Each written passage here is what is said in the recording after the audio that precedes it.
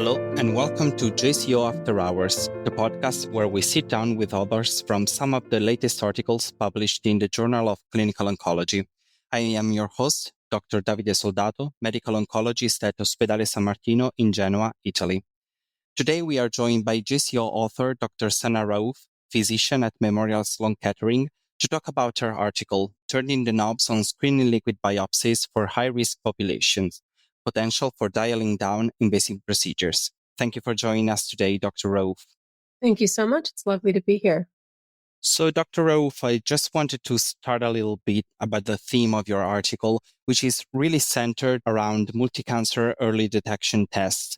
And this comes from the results of several studies that showed their reliability and efficacy in identifying cancer in the average risk population. But I just wanted to ask you if you could give us and our readers a brief overview of how these tests work and how they were designed for this specific population. Of course. Well, there's an interesting story. The origin of multi-cancer early detection tests actually begins with insights that come from the field of obstetrics and gynecology. So about 6 or 7 years ago, in the peripheral blood of pregnant women, we discovered that you can actually find fetal DNA floating around. And that was an early discovery of cell-free DNA coming from the baby into the mother's bloodstream. But in some of those young, otherwise healthy women, we also discovered that there's another clonal signal, unfortunately not coming from the fetus, but coming from an undiagnosed tumor. And that led to the entire field of circulating tumor DNA and all of its applications. Of course, scientists in the last 6 or 7 years have harnessed the fact that DNA and the methylation patterns on the circulating tumor DNA, as well as other analytes like glycosaminoglycans, proteins, and other analytes are secreted by tumors into the peripheral blood in order to try and screen for tumors, hopefully at early stages when there are still curative, definitive interventions that are available. There's several different tests now that are providing the ability to detect cancers at many stages, including early stages.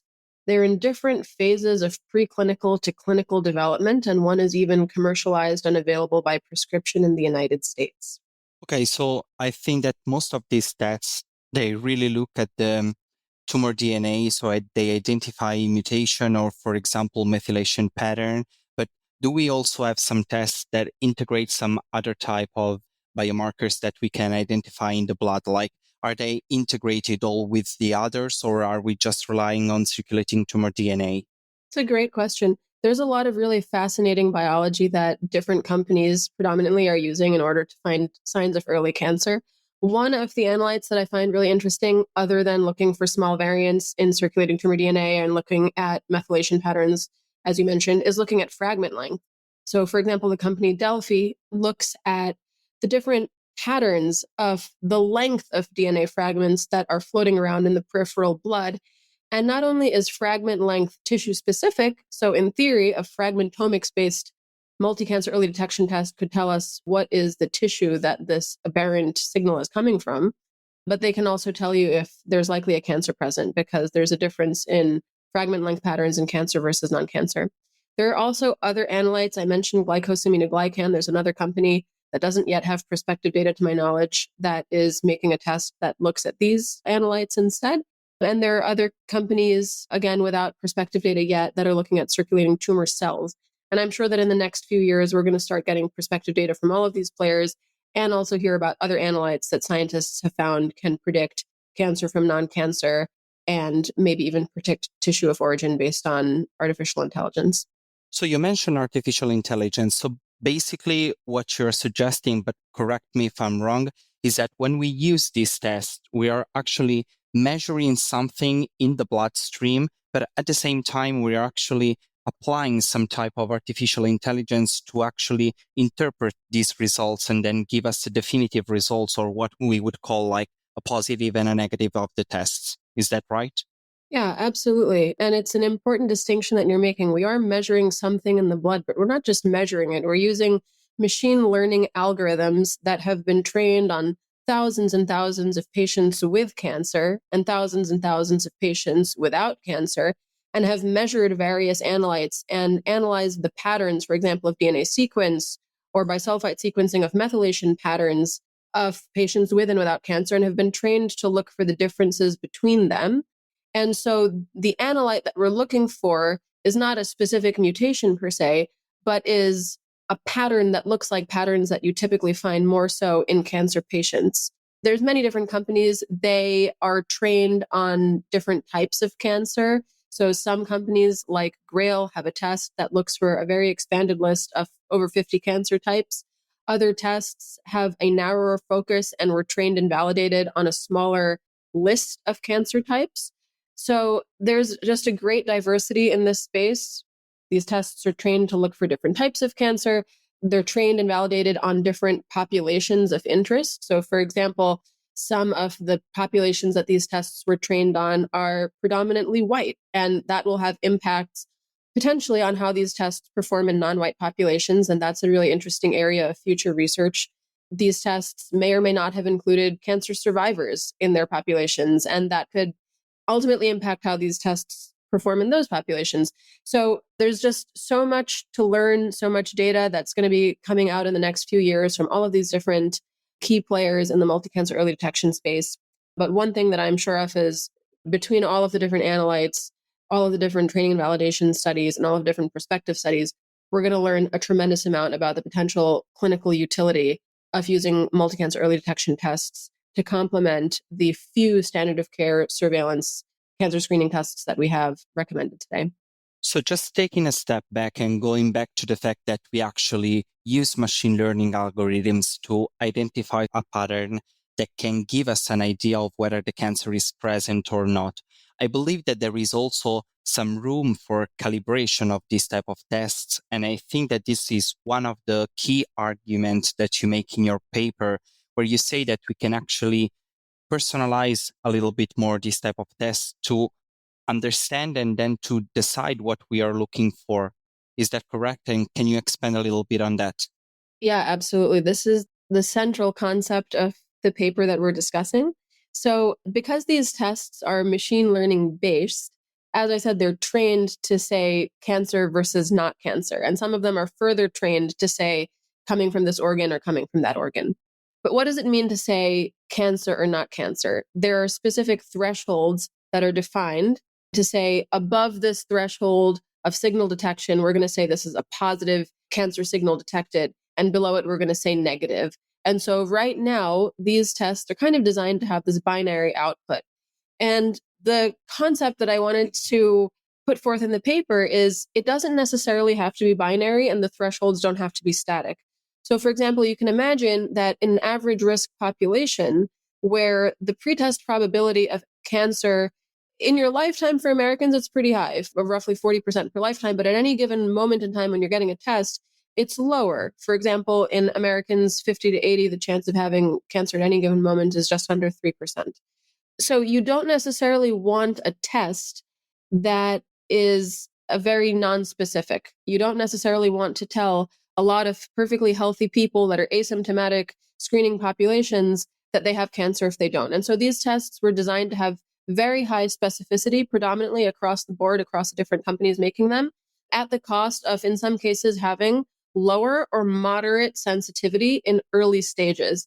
And it's important to keep in the back of your mind that we cannot ever expect the types of early stage sensitivities for multi-cancer early detection tests that we're used to thinking about for single cancer screens that are just optimized for one single organ. They work in a completely different way. So I don't expect a future where the sensitivity of a mammogram, which is only for breast cancer, is going to be analogous to the sensitivity of a blood-based test that's looking for all cancers in your entire body. I don't think it's fair to expect that. But I do think it's possible to imagine a future where we do change the thresholding of these tests that were trained and validated in average risk screening populations and say, let's turn the knob on the dial and let's take the sensitivity a little bit higher, even if it means the specificity drops from 99%, for example, which is the very high number of the Gallery test, down to 98%, down to 97%. Let's see how this affects the positive predictive value and the negative predictive value of the test, and how having a higher negative predictive value by having a higher sensitivity may or may not make it more clinically useful for higher risk populations that have higher pretest probabilities, in which case we are kind of more interested in being sure that we're ruling out cancer.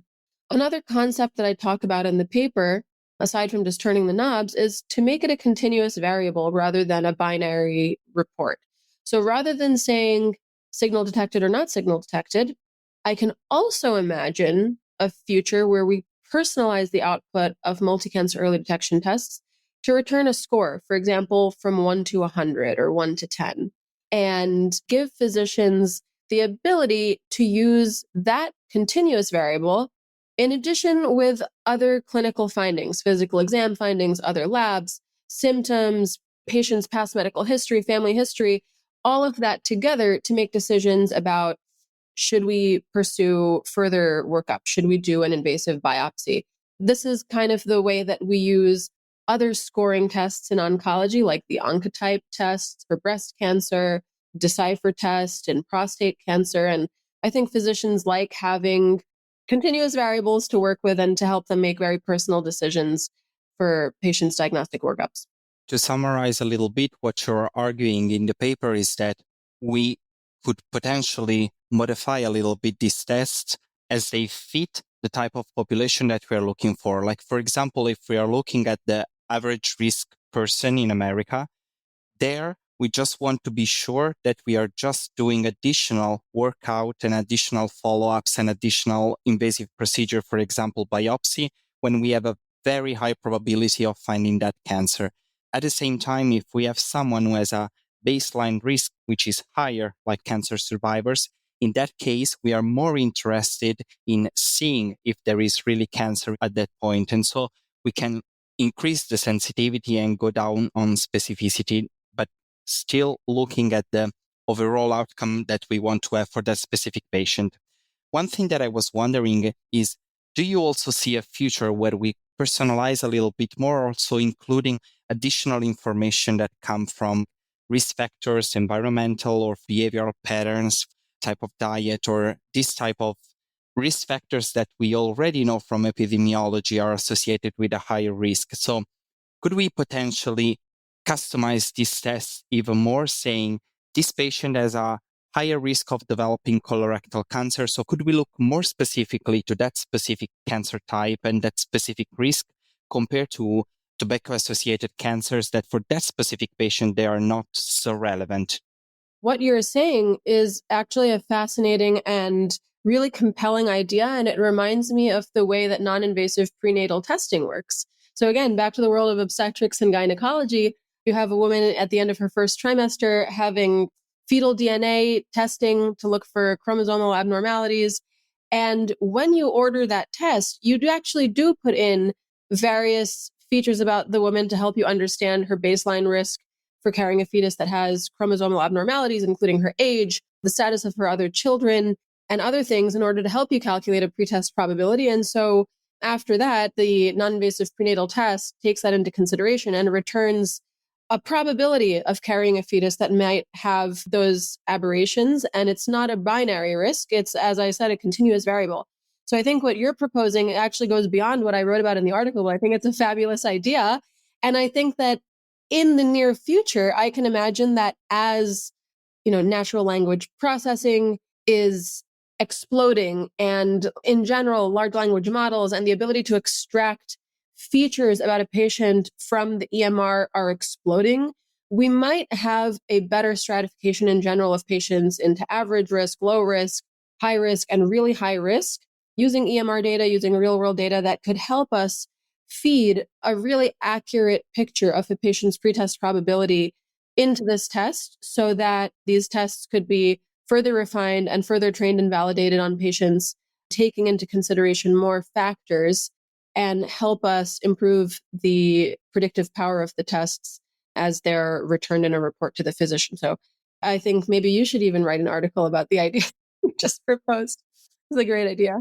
So another aspects that I was really interested in is I've looked at one of the paper that you cited, and I wanted to discuss this with you as you're an expert on the topic. So in one of the articles that you cited that used this type of test, they identified some of the cancers that we also normally identified with standard screening procedures like breast or lung or colorectal. So for those cancer, we add a certain proportion, or like, for example, for breast cancer, a higher proportion identified with conventional screening, but still we had some other cancer that eluded those type of screening and were identified using liquid biopsy tools. So do you envision a strategy where we would use the screening methods that we already had as a complement to those liquid biopsy? Or do you think that someday liquid biopsy could potentially completely substitute standard screening procedures? I think we're too far from a day where liquid biopsies are going to replace standard of care screens. The scope scans and smears that the United States Preventive Services Task Force has recommended are gold standard screening interventions because, number one, for all of them except for cervical cancer screening, we have randomized data with definitive endpoints that tell us that there are mortality benefits from doing those screens. We don't have that type of data yet from the world of multi-cancer early detection. And as we talked about earlier in this podcast, those tests are kind of designed with a different approach where they have higher sensitivity and much lower specificity than multi-cancer early detection tests.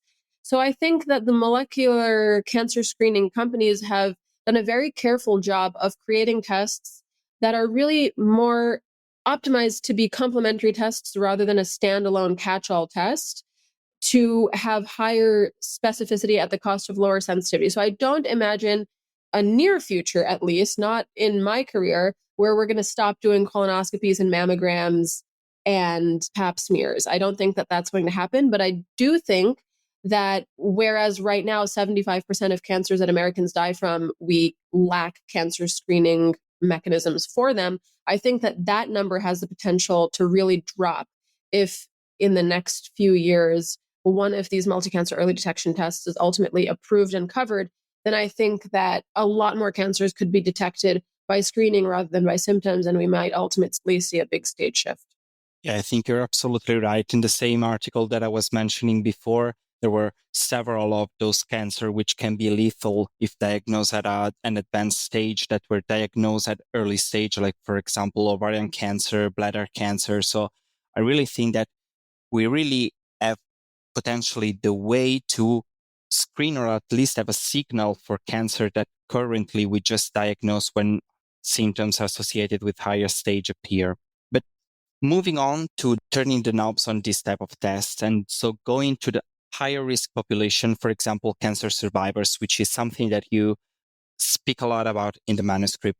So you also discuss a little bit the question of whether we should use multi-cancer testing versus single cancer testing. So are we looking at a specific recurrence from that specific tumor, or are we looking at a general risk of cancer in a population that has a common risk factor like tobacco?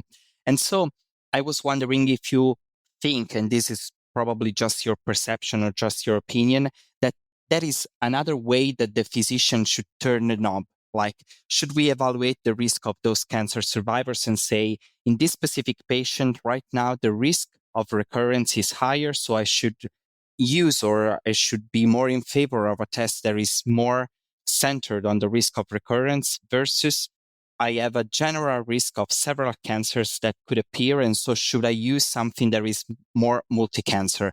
This, of course, is merely speculative because we still don't have definitive data regarding the efficacy of this test, but it's just your perspective on this type of approach in the near future or not so near future. Well, I think if we're speculating, then I think that the fantasy situation for any oncologist is that you have two types of liquid biopsies. One is a multi-cancer early detection liquid biopsy, and it would be great if you could select whether you want it to be optimized for highest NPV, negative predictive value, or highest PPV, positive predictive value.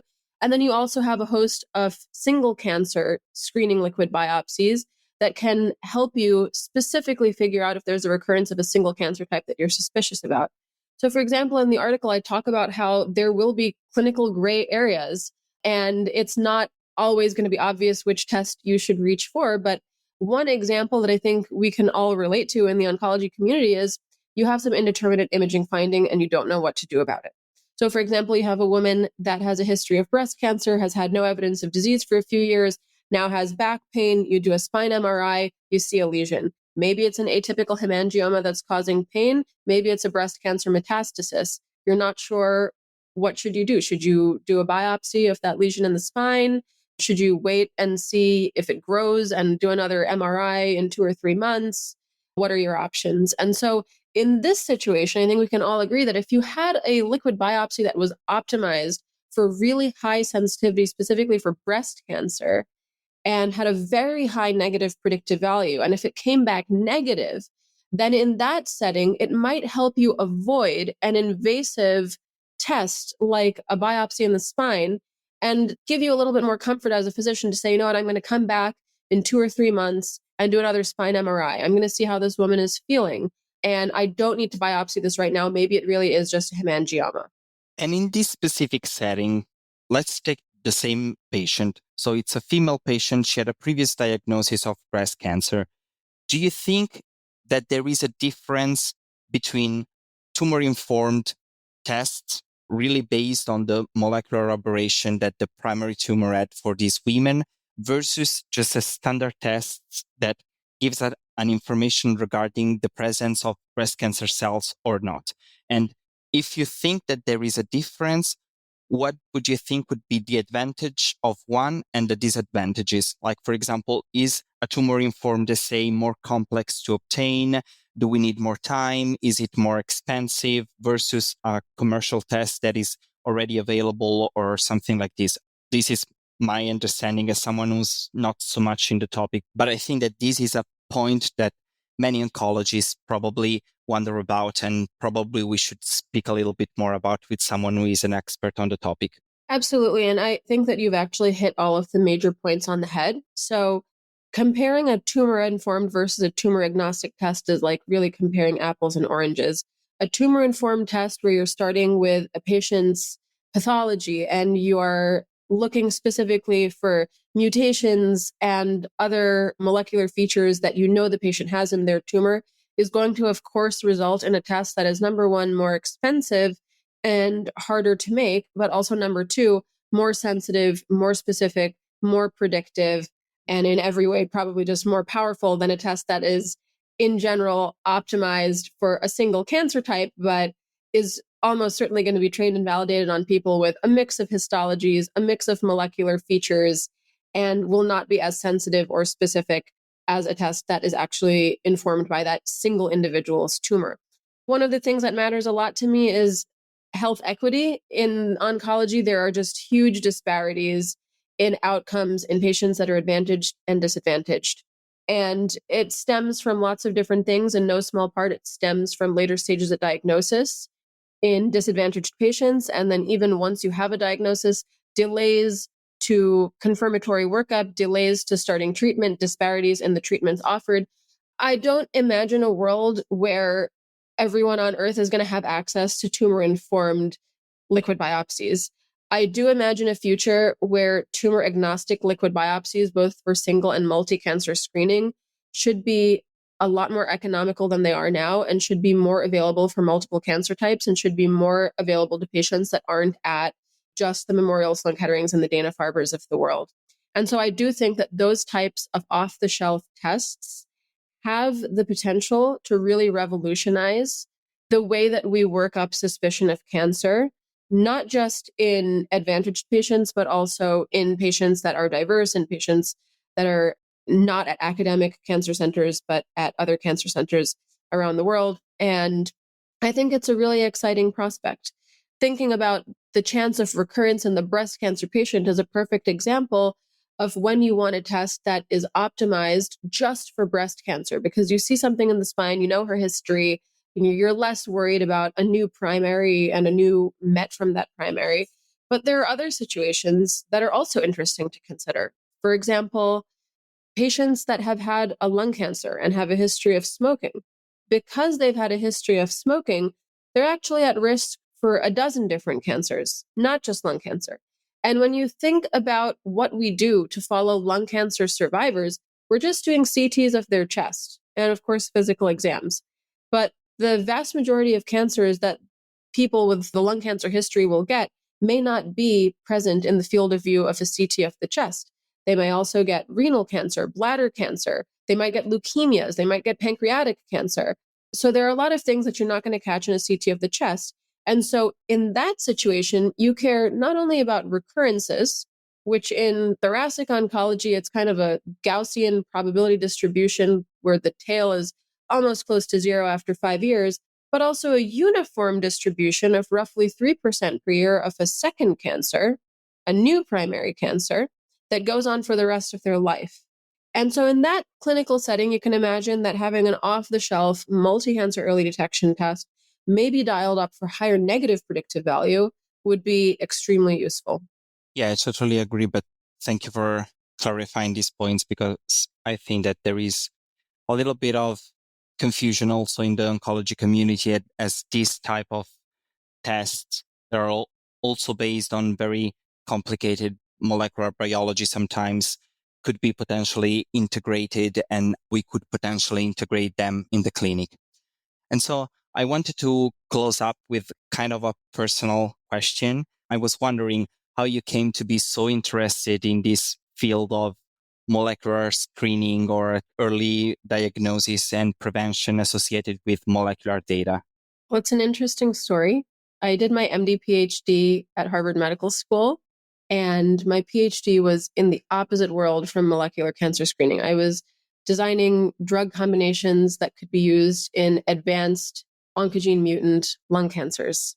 And I thought I would become a medical oncologist and spend my life designing new systemic therapies for advanced malignancies. And what I saw every day in the lab during my PhD is drug resistance emerges. And it's a process of evolution by natural selection happening on a cellular level. And although we have some really great slam dunk drugs that come to mind, for example, EGFR inhibitors in certain lung cancers, immunotherapy and melanoma, on average, the median overall survival gain from all of the FDA-approved drugs in the last 10 years is roughly 2 months. By the end of my PhD, I really started feeling like, is the best use of my life to continue fighting a battle against natural selection in cancer cells? Or is it a better strategy? To me, it seemed like a more sensible strategy to just try and find cancers in these patients earlier, when you don't have to engage with the complex signaling mechanisms of a cancer cell's biology, and instead can just provide a definitive local intervention like surgery or radiation, which already is curing many patients with non-metastatic cancers. And as I looked around the world, I just didn't see that many people investing heavily in early detection research. At the time, it was the very early days of multi-cancer early detection. And so I became involved with all of the groups, the companies, the organizations that were developing these tests, and really fell in love with, number one, just the concept of the tests, the concept of multi-cancer early detection, rather than single cancer screening alone, because no one knows what cancer they're ultimately going to get. But I also really fell in love with methylation biology, fragmentomics, fell in love with the types of clinical trials that were being designed and the new types of endpoints that we have to think about when we're designing clinical trials for multi versus single cancer screening. And it's just such an exciting time in that community. It's the early days. So that's how I came to this space. And it's just the perfect time to be in this space because everything is exploding. Thank you very much. And thank you also for sharing the personal side of the story. Thank you so much. I'd like to thank Rizal Kurzrock, who's an amazing medical oncologist who's worked with me on 2 really fun papers so far, one on real world data and this one on turning the knobs on liquid biopsies. It's always great to bounce ideas around about multi-cancer early detection with friends and collaborators. And Rizal did an absolutely amazing job helping write this piece. So this brings us to the end of the episode. Thank you, Dr. Raoof, for joining us and sharing more on your JCO article titled Turning the Knobs on Screening Liquid Biopsies for High-Risk Populations, Potential for Dialing Down Invasive Procedures. If you enjoy our show, please leave us a rating and review and be sure to come back for another episode. The purpose of this podcast is to educate and to inform. This is not a substitute for professional medical care and is not intended for use in the diagnosis or treatment of individual conditions. Guests on this podcast express their own opinions, experience, and conclusions. Guest statements on the podcast do not express the opinions of ASCO. The mention of any product, service, organization, activity, or therapy should not be construed as an ASCO endorsement.